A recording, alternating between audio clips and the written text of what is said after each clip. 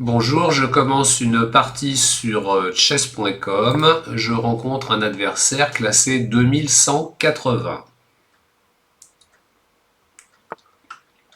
On commence par E4, 5, donc je vais essayer de jouer des variantes un peu plus ouvertes que d'habitude. Il répond par cavalier F6. Cette ouverture, il me semble qu'elle s'appelle la Petrov. Et je vais continuer avec D4. Il prend mon pion D4 et je vais en profiter pour avancer mon pion, chasser son cavalier. Il le joue en E4. Le coup fou D3 ne me plaît pas.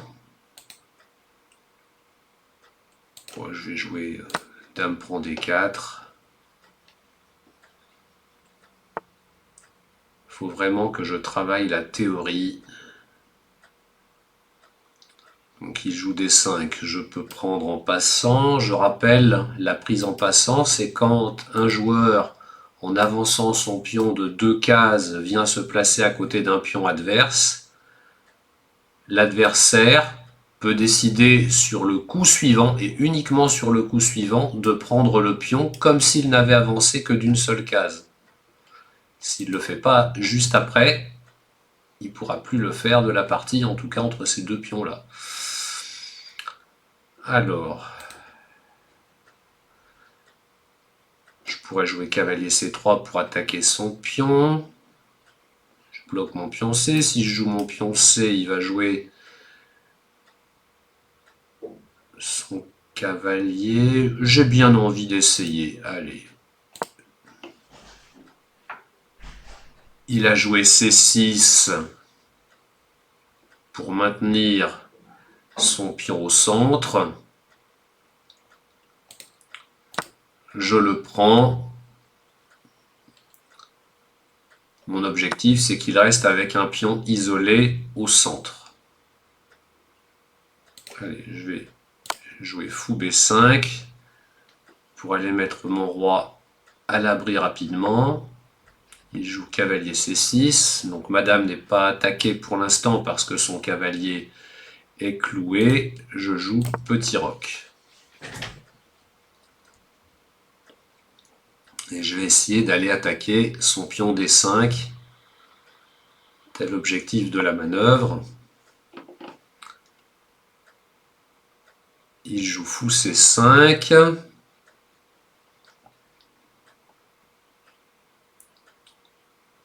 Je vais jouer dame A4 pour protéger madame de son attaque directe par son fou. Et je mets une pression sur le cavalier en C6 puisque maintenant il est attaqué deux fois par mon fou et par madame. Il vient défendre. Alors malheureusement, je ne peux pas jouer pour l'instant ma tour en D1 pour attaquer son pion puisque lui attaque mon pion F2 deux fois par son cavalier et par son fou.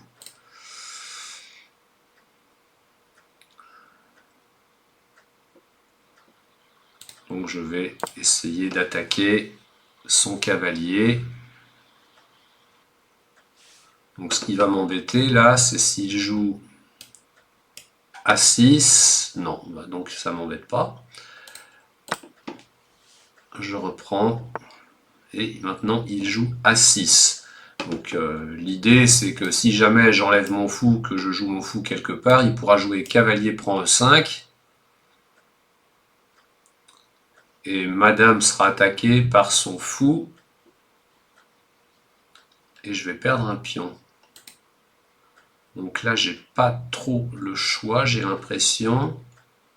Je vais prendre son cavalier. Donc je perds la paire de fous. Il reprend avec son fou.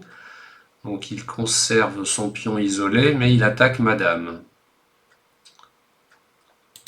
Je vais mettre madame en C2.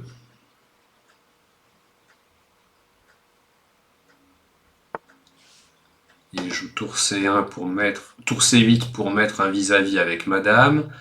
Il a peut-être des idées de pousser son pion.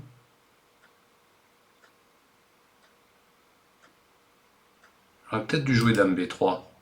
Ça m'aurait permis de sortir mon fou par fou A3. Ça aurait peut-être été mieux. J'aimerais bien jouer cavalier D4. Mais pour bloquer son fou devant un pion sur case blanche, le problème c'est qu'il peut jouer fou prend D4, pion prend D4, et sur fou B5, je vais perdre au minimum une qualité.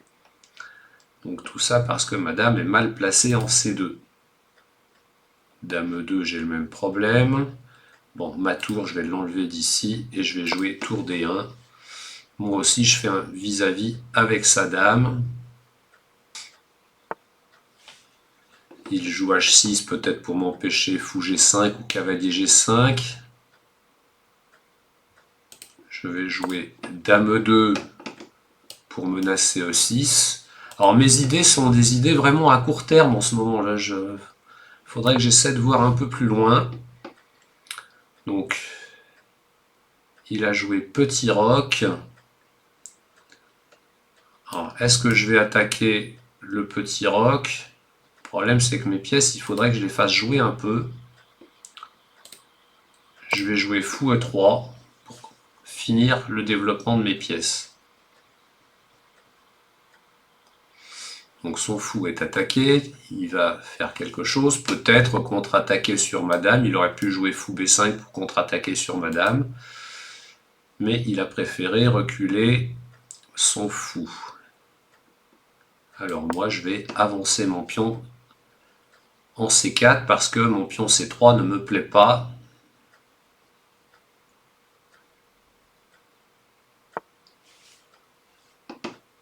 Il a joué dame à 5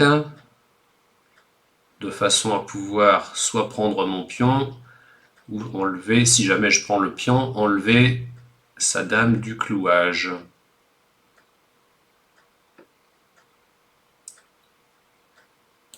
Allez, je prends.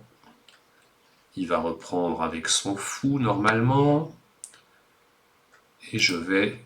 Alors si je propose l'échange des dames, il va peut-être ensuite prendre mon cavalier. J'aurai une mauvaise structure de pion. Je vais jouer cavalier D4 dans l'idée d'essayer de rapprocher mon cavalier de son roc, peut-être avec des idées de dame G4 pour venir faire des pressions sur G7. De toute façon, j'ai mon cavalier qui peut jouer sur case noire, mon fou qui est sur case noire, il faut que j'attaque les cases noires. Donc venir avec cavalier F5, ça me semble une bonne idée. Encore faut-il que j'y arrive. Donc il joue roi H8.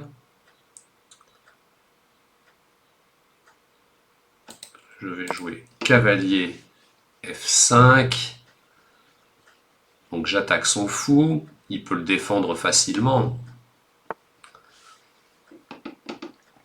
Il joue fou C4. Pourquoi ce coup me paraît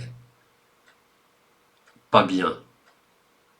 Donc c'est vrai qu'il attaque aussi ce pion.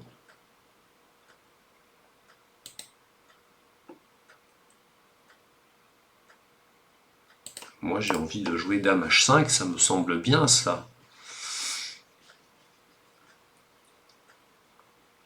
Donc il attaque plus madame, il a toujours son fou d'attaquer. Et là j'ai des idées de prise en H6. Il me reste 2 minutes 30 secondes presque.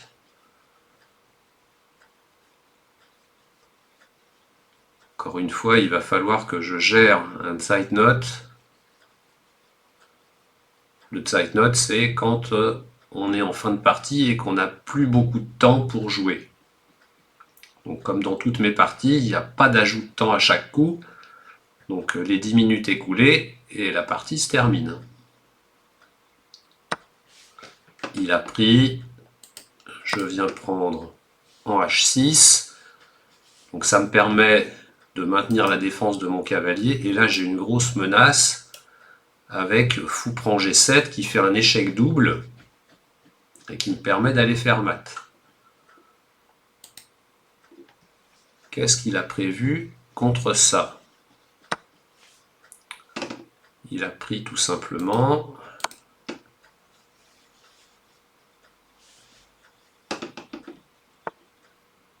Donc je joue ça. Alors, j'ai forcément quelque chose de bien à faire. Allez, je vais faire une petite menace d'échec avec cavalier H6 pour menacer de prendre sa dame. Et je menace aussi par exemple tour 1 pour aller récupérer son cavalier. Pour récupérer son fou, pardon.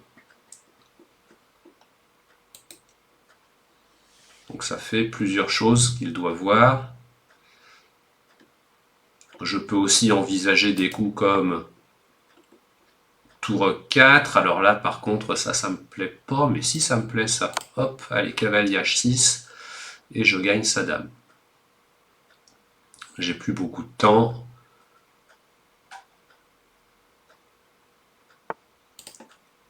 Allez, je prends. Alors, il a pris ça. Je pourrais, avant de prendre les fous, je vais d'abord jouer cavalier F5. Comme ça, je menace mat en G7 et je garde la menace de prendre ses fous.